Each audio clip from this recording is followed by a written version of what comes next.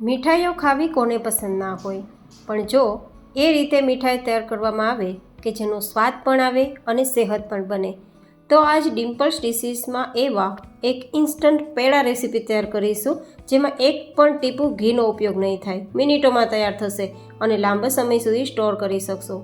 શરદી, ઉધરસ, તાવ, વાયરલ બીમારી, શરીરના દુખાવા કે પછી તાકાત ના હોય, થાક નબળાઈ વારંવાર રહેતી હોય, ખરતા વાળ હોય, આયરનની ડેફિશિયન્સી હોય, આ બધા જમાં તમને ફાયદાકારક રહેશે. તો ચલો રેસીપી શરૂ કરીએ. તો જેમના માટે લેશું અહીંયા દાળિયા, જેના ફોતરા નથી કાઢવાના, ફોતરા સાથે જ દાળિયા લેવાના છે.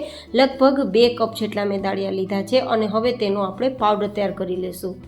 આપણે આ રીતે પાવડર તૈયાર કરવાનો છે. વધારે એકદમ મોટા દાણા હોય તેવો નહીં, પણ જેટલો બને તેટલો એકદમ ફાઇન પાવડર તૈયાર કરવાનો.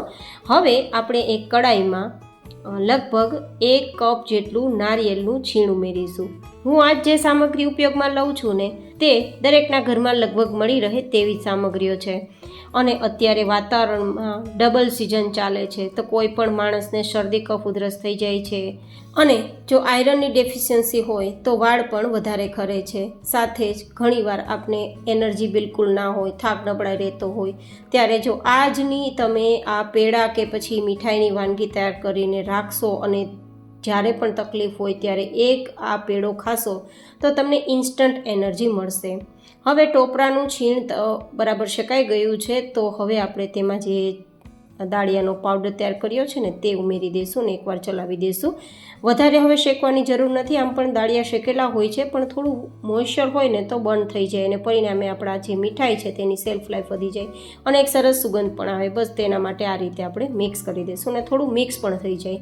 હવે એક ત્રીજી હેલ્ધી સામગ્રી લેશું, લગભગ 2 નાની ચમચી જેટલો સੌંઠ પાવડર, જેને સૂકા આદુનો પાવડર તરીકે ઓળખવામાં આવે છે, જે કફ, શરદી, ઉધરસને તો દૂર કરશે જ, વજન ઘટાડવામાં પણ ફાયદાકારક રહેશે અને સાથે શરીરમાં કોઈ પણ પ્રકારના દુખાવા, સોજા, ઘૂંટણ, કમરના દુખાવા તેમાં પણ ખૂબ રાહત થશે અને ઇન્સ્ટન્ટ એનર્જી આપવામાં પણ કમાલનું કામ કરશે. સાથે પાચન પણ બેસ્ટ કરશે, ઇમ્યુનિટી પણ બૂસ્ટ કરશે.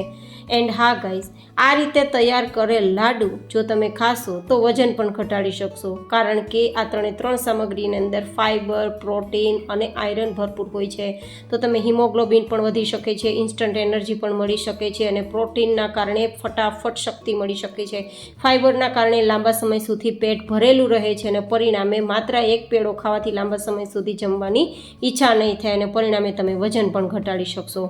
હવે આ શેકાઈ ગયું છે તો તેને નીચે લઈ લેશું અને મીઠાશ આપવા માટે 1 કપ જેટલો ગોળ અને તેમાં 1/4 કપ જેટલું પાણી મિક્સ કરીને 2-3 ઉફાણ સુધી આપણી આ જે સિરપ છે તેને ઉકાળવાની છે. અહીંયા તમે ઘીનો ઉપયોગ કરી શકો છો, પણ ઘીની જરૂર નથી, તો માત્ર ગોળને ઓગાળવા માટે આપણે થોડું પાણીનો ઉપયોગ કર્યો છે. ગોળની અંદર પણ ભરપૂર આયરનનો સોર્સ હોય છે, તો જે લોકોની હિમોગ્લોબિનની કમી રહેતી હોય, એનર્જી ના મળતી હોય, પાચનનો પ્રશ્ન હોય, તે લોકો ખાઈ શકે છે. ગોળ છે તે મીઠો હોય છે, તો પ્રમાણસર જ ખાવાનો. તો માત્ર રોજનો આપણો આ જે પેડો તૈયાર કરીશું ને તે એક જ ખાવાનો છે, જે વજન ઘટાડવામાં પણ ફાયદા કરનાર છે અને આગળ મેં બતાવ્યા પ્રમાણે શરીરના કોઈપણ પ્રકારના દુખાવા દૂર કરવા માટે, કે પછી તમને ઇમ્યુનિટી ડાઉનમાં હોય તો તેને બૂસ્ટ કરવા માટે, કે પછી ક્યારેય પણ શરીરના કોઈપણ પ્રકારના દુખાવા થતા હોય અથવા તો ખરતા વાળને અટકાવવા હોય તો પણ બેસ્ટ છે, કારણ કે આયરન જેમાં વધારે હશે તે તમને ભરપૂર મળશે. હવે આપણો આ ગોળ ઓગળી ગયો છે, તો બધું જ સરસ આપણે મિક્સ કરવાનું છે, મતલબ પાવડરમાં આ મિશ્રણ ઉમેરી દેવાનું છે.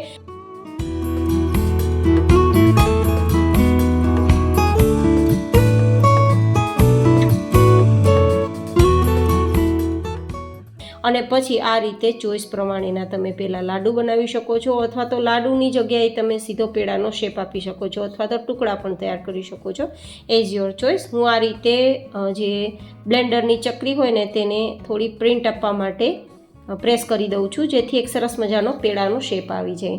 આ રીતે તૈયાર કરી તમે લાંબા સમય સુધી સ્ટોર કરી શકો છો, લગભગ 10-15 દિવસ સુધી તો ખરાબ નથી થવાના.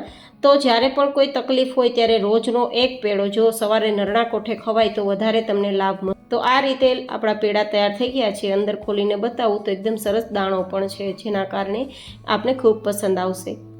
આ રેસીપી તમને કેવી લાગી કોમેન્ટમાં જરૂર બતાવજો. ફરી મળીશું એક નવી જ હેલ્ધી રેસીપી સાથે. ત્યાં સુધી stay healthy and stay happy.